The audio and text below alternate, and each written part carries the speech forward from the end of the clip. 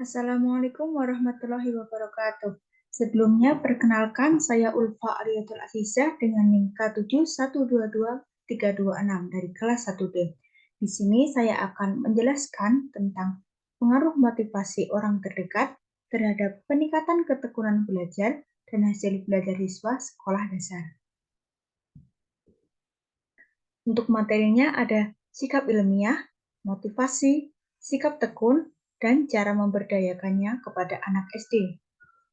Yang pertama, sikap ilmiah. Sikap ilmiah adalah kecenderungan individu untuk bertindak atau bertingkah laku dalam memecahkan masalah sistematis melalui langkah-langkah ilmiah. Sebagai suatu sikap, terdiri dari berbagai sikap yang secara umum mengajarkan kepada siswa tentang berbagai sikap positif yang akan muncul. Sikap-sikap ilmiah diantaranya seperti rasa ingin tahu, jujur, terbuka, toleran, tekun, optimis, skeptik, berani, dan kerjasama. Menurut Sanjaya, dalam proses pembelajaran di sekolah, baik secara disadari maupun tidak, guru dapat menambahkan sikap tertentu pada siswa melalui proses pembiasaan dan proses modeling. Di negara kita, sikap ilmiah yang harus lebih dahulu dilatihkan adalah kemampuan untuk menghargai orang lain dan keberanian siswa untuk menjawab pertanyaan, mengajukan pertanyaan, dan diskusi. Untuk mengembangkan sikap-sikap tersebut, diperlukan aturan dan motivasi dari guru di kelas. Materi selanjutnya yaitu motivasi. Istilah motivasi menunjuk kepada semua gejala yang terkandung dalam stimulasi tindakan ke arah tujuan tertentu, di mana sebelumnya tidak ada gerakan menuju ke arah tujuan tersebut.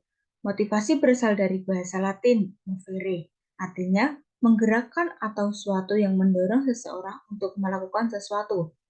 Motivasi adalah suatu proses untuk menggiatkan motif atau motif-motif menjadi tindakan atau perilaku untuk memuaskan atau memenuhi kebutuhan untuk mencapai tujuan. Jadi, motivasi belajar adalah dorongan untuk melakukan kegiatan belajar. Motivasi dalam diri pribadi adalah dorongan dari diri seseorang untuk melakukan kegiatan. Lalu, ciri-ciri dari motivasi. Uno mengemukakan ciri-ciri motivasi dalam belajar diantaranya yaitu adanya hasrat dan keinginan berhasil, adanya dorongan dan kebutuhan dalam belajar, adanya harapan dan cita-cita masa depan, adanya penghargaan dalam belajar, adanya kegiatan yang menarik dalam belajar, dan adanya lingkungan belajar yang kondusif, sehingga memungkinkan seseorang peserta didik dapat belajar dengan baik. Lalu indikator motivasi. Indikator motivasi menurut beberapa ahli. Yang pertama menurut Abin Syamsuddin Makmun. Motivasi dapat dilihat dari beberapa indikator, diantaranya durasi kegiatan, frekuensi kegiatan, resistensi pada kegiatan, ketabahan dan keuletan, difonasi, tingkat aspirasi yang hendak dicapai, tingkat kualifikasi prestasi atau produk, dan juga arah sikap terhadap sasaran kegiatan. Lalu, menurut Martin, untuk mengetahui kekuatan motivasi belajar murid dapat dilihat dari beberapa indikator sebagai berikut. Yang pertama, kuatnya kemauan untuk berbuat. Yang kedua, jumlah waktu yang disediakan untuk belajar. Yang ketiga, kerelaan meninggalkan kewajiban atau tugas yang lain. Yang keempat, ketekunan dalam mengerjakan tugas. Lalu, menurut Sardiman,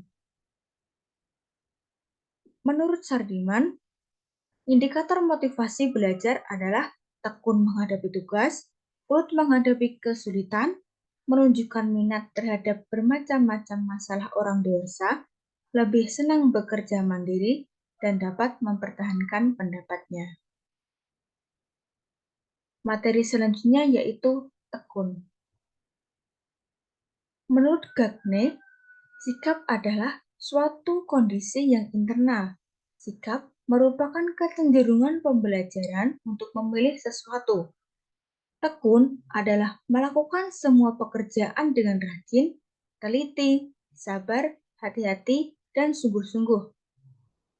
Bekerja dengan tekun akan mendorong suksesnya setiap cita-cita yang diinginkan, Oleh karena itu, sikap tekun harus ditanamkan dan dibiasakan oleh setiap orang dalam menjalani kehidupan. Sikap tekun menjadikan manusia lebih terampil dan mumpuni dalam bidang yang manusia itu sendiri tekuni. Orang yang mempunyai kreativitas, keterampilan, dan kemauan keras akan meraih keberhasilan. Dalam kegiatan belajar mengajar akan lebih berhasil kalau siswa tekun mengerjakan tugas, ulet dalam memecahkan masalah dan hambatan secara mandiri. Siswa yang telah termotivasi maka akan memiliki keinginan dan harapan untuk berhasil, dan jika mengalami kegagalan, maka siswa tersebut akan berusaha sekuat tenaga untuk dapat mencapai keberhasilannya yang ditujukan dalam prestasi belajar. Dengan usaha yang tekun dan disadari motivasi yang kuat, maka akan menghasilkan prestasi belajar yang baik. Lalu ciri-ciri sikap tekun. Yang pertama, gigih dan ulet ketika melakukan sesuatu. Lalu ada disiplin terhadap apapun, seperti disiplin terhadap waktu, terhadap guru, diri sendiri, dan juga aturan. Lalu ada pantang menyerah atau tidak lelah dan putus asa. Semangat yang dimiliki seseorang untuk mencoba berbagai cara untuk mencapai kesuksesan. Sebagai orang tua maupun guru, harus bisa menanamkan mental tidak putus asa kepada anak. Lalu ada rajin dan teliti. Peserta didik yang rajin terlihat ketika belum berhenti mengerjakan tugas walaupun sudah lelah. Siswa yang antusias dapat dilihat dengan sikap rajin, teliti, dan serius dalam setiap tugas yang mereka selesaikan. Lalu ada terampil. Anak dengan ciri ini akan terampil lebih baik daripada yang lainnya, seperti mempelajari sesuatu yang belum diajarkan oleh guru, ingin duduk di barisan depan, dan juga berlomba-lomba untuk menjawab pertanyaan yang diberikan. Lalu ada indikator sikap tekun. Sikap tekun memiliki beberapa aspek indikator, antara lain menyukai tantangan baru, giat dalam bekerja dan belajar, tidak mudah menyerah menghadapi kesulitan yang dihadapi, dan selalu berusaha untuk menjadi individu yang lebih baik lagi. Lalu ada hasil belajar. Menurut Bloom, hasil belajar adalah perubahan perilaku yang meliputi 3 ranah, yaitu ranah kognitif, afektif, dan juga psikomotor.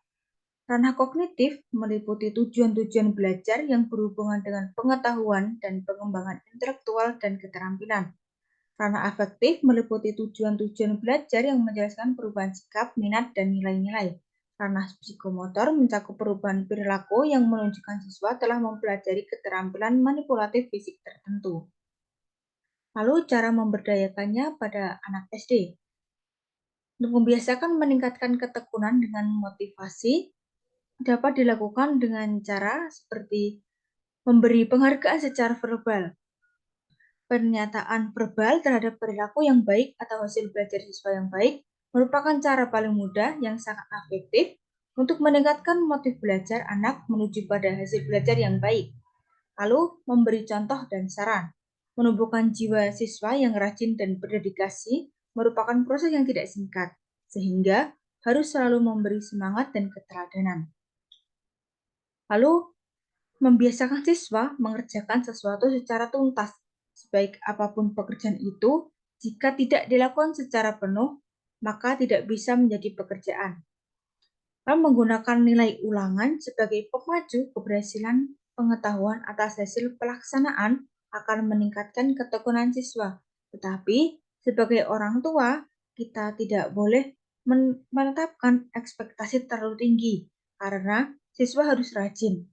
Guru harus menghindari ekspektasi yang terlalu tinggi, karena hal itu akan membebani siswa. Lalu penguatan motif dapat dilakukan dengan mengiming-imingkan akhir suatu pekerjaan atas dasar bahwa kalau seseorang telah melihat akhir dari suatu tugas, maka ia akan cenderung mempercepat pekerjaannya untuk segera menyelesaikan pekerjaannya itu. Lalu yang terakhir yaitu menjadikan tahap dini dalam belajar mudah bagi murid. Hal ini akan memberikan semacam hadiah bagi murid pada tahap pertama belajar yang memungkinkan murid bersemangat untuk belajar. Yang terakhir yaitu kesimpulan. Orang yang tekun adalah orang yang melakukan sesuatu dengan teliti, rajin, sabar, dan sungguh-sungguh dalam melakukan sesuatu. Sikap tekun bisa meningkat dengan adanya dorongan motivasi yang dapat meningkatkan hasil belajar. Memotivasi belajar itu sendiri yaitu dorongan untuk melakukan kegiatan belajar dengan minat yang ditunjukkan. Sedangkan hasil belajar merupakan perubahan perilaku yang meliputi tiga ranah, yaitu ranah kognitif, afektif, dan psikomotor. Jadi, sikap tekun tersebut harus dibiasakan sejak dini dengan bantuan orang tua dan guru, agar anak terbiasa bersikap tekun untuk bisa mencapai apa yang dicita-citakannya. Sekian yang dapat saya sampaikan. Apabila ada lebih kurangnya, saya mohon maaf. Wassalamualaikum warahmatullahi wabarakatuh.